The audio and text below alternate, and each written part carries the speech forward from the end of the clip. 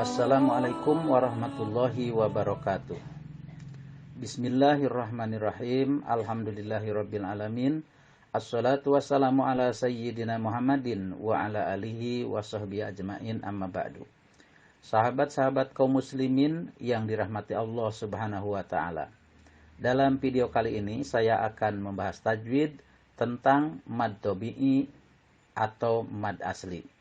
Penting bagi para pembaca Al-Quran untuk memahami bacaan panjang dan pendek karena sangat mempengaruhi arti. Baik, kita mulai saja. Untuk memahami mad tabi'i, maka terlebih dahulu kita harus memahami atau mengenal huruf mad. Huruf mad ada 3, yaitu fathah diikuti alif, kasroh diikuti ya sukun, kemudian domah diikuti wawu sukun. Nah, selanjutnya setelah kita memahami huruf mad yang ada 3 tadi, baru kita beranjak kepada bacaan atau hukum bacaan mad tabi'i atau mad asli.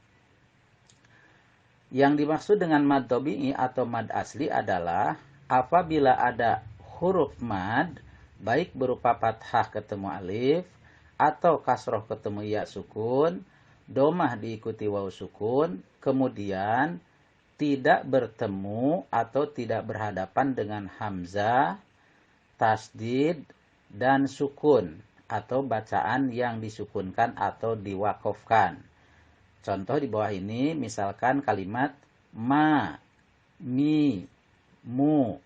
Ini contoh saja ya. Jadi hurufnya boleh apa saja? Boleh ba, bi, bu, ta, ti, tu, dan seterusnya. Asal selain hamzah, karena hamzah ada hukumnya tersendiri. Maka ma di sini dikatakan mad tabi'i karena ada fathah bertemu alif atau fathah diikuti alif dan di depannya itu tidak ada hamzah, tidak ada tasdid dan tidak ada sukun. Kemudian mi di sini ada kasroh ketemu dengan ya atau kasroh diikuti ya, di depannya tidak ada hamzah, tidak ada tasdid, tidak ada sukun, maka dikatakan mad tabi'i. Kemudian mu di sini ada domah bertemu wawu sukun, tidak bertemu hamzah, tidak bertemu tasdid, tidak bertemu dengan sukun, maka dikatakan atau disebut mad tabi'i. Lalu bagaimana cara membacanya? Yaitu dipanjangkan 2 kali dari biasanya, atau 2 ketukan, atau 2 harokat. Jadi kalau kita misalkan mengucap sekali ma, itu 2 kali dihubungkan atau digabungkan menjadi ma, kira-kira seperti itu ya.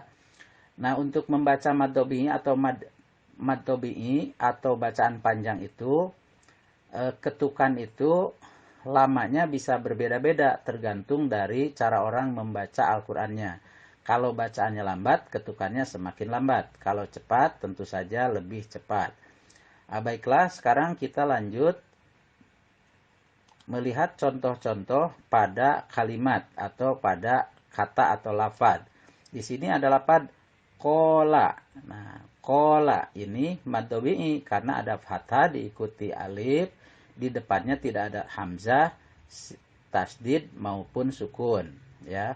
Kemudian yaqulu. Yaqulu ini mad tabi'i karena ada domah diikuti wawu sukun, tidak bertemu hamzah, tasdid maupun sukun. Kemudian kila ini dikatakan mad tabi'i karena kasroh bertemu ya sukun, di depannya tidak ada hamzah, kemudian tasdid dan sukun. Jadi ini semuanya contoh-contoh bacaan mad tabi'i. Cara membacanya sekali lagi dipanjangkan 2 harokat atau 2 kali biasanya atau 2 ketukan. Contoh qola, yaqulu, kila. Selanjutnya, perhatikan dalam penulisan Al-Quran atau bahasa Arab pada umumnya, kalimat fathah diikuti alif itu bisa diganti dengan fathah berdiri. Ya, contoh maliki ini tulisannya fathah diikuti alif. kemudian di depan ini diganti dengan fathah berdiri. Maka ini hukumnya sama saja, sama-sama mad tabi'i.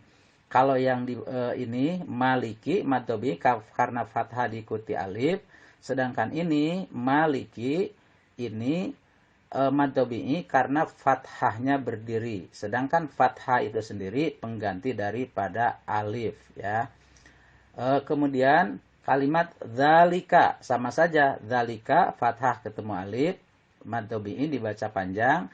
Kemudian dzalika yang depan ini mad tabi'i karena fathah berdiri yang pada hakikatnya adalah sama dengan ada alifnya. Oleh karena itu, kalimat maliki yang menggunakan alif dengan maliki yang menggunakan fathah berdiri itu sama-sama mad tabi'i.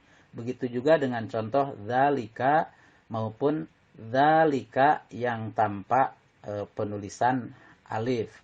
Maka oleh karena itu dikatakan huruf mad itu ada 3, yaitu fathah ketemu alif, kasroh diikuti ya sukun, domah ketemu wawu sukun. Tetapi kemudian ada orang yang menambahkan, yaitu fathah atau kasroh berdiri menjadi 4. Itu boleh-boleh saja untuk praktek penerapan, ya.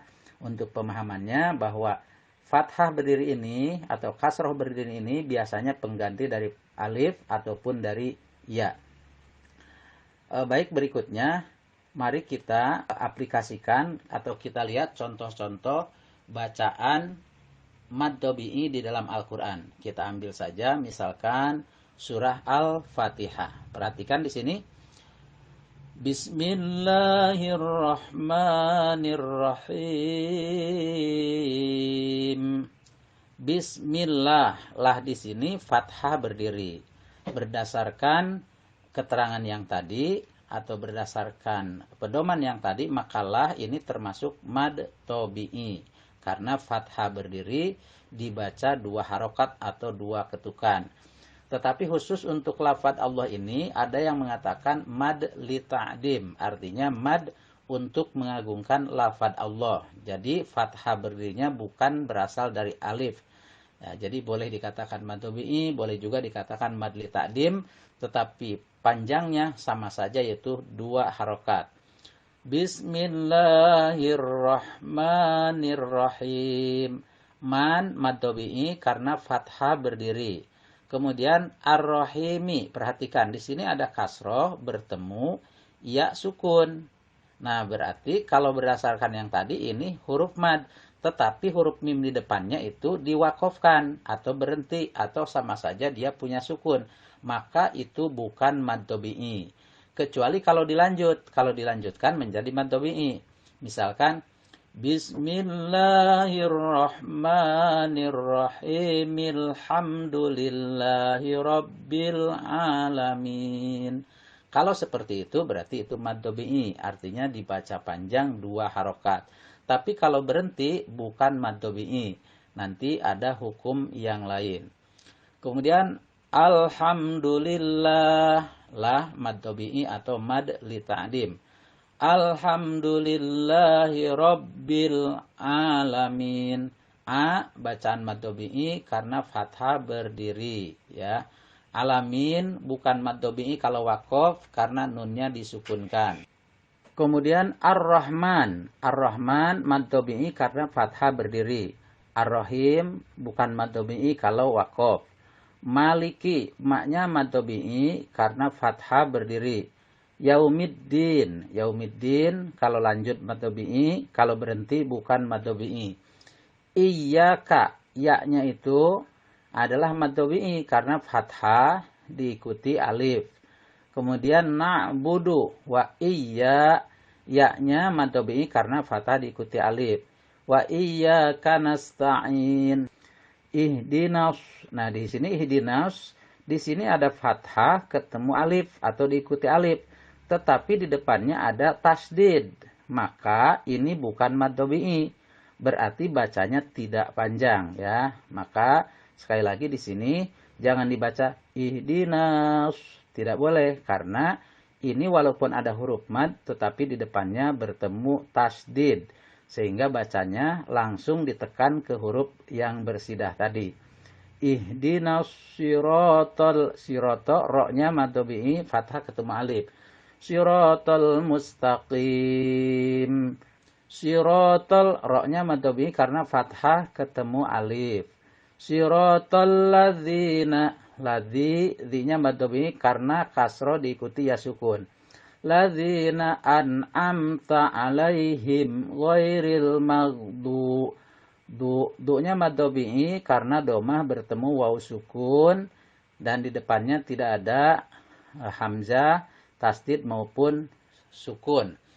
Alaihim waladdallin. Nah, sini lad, walad, la-nya ini fathah diikuti alif, tapi di depannya ada tasdid, berarti bukan mad tabi'i alias pendek saja. Sedangkan do di sini ada fathah diikuti alif, di depannya, huruf depannya ada tasdid. Nah, di sini ini bukan mad tabi'i, tapi ada hukumnya sendiri dan dibacanya lebih panjang, yaitu 6 harokat dan kemudian ditekan dengan huruf lam. Baik, kali ini kita hanya mengenal bacaan-bacaan mad tabi'i. Setelah memahami mad tabi'i, maka jangan salah untuk pembacaannya, yaitu setiap mad tabi'i dibaca panjang 2 harokat. Baik, kita contohkan, kita baca A'udzu billahi minasy syaithanir rajim. Bismillahirrahmanirrahim. Alhamdulillahi rabbil alamin. Ar-Rahmanir-Rahim. Maliki yaumiddin. Iyyaka na'budu wa iyyaka nasta'in. Ihdinas siratal mustaqim. Siratal ladzina an'amta 'alaihim ghairil maghdubi 'alaihim waladdallin.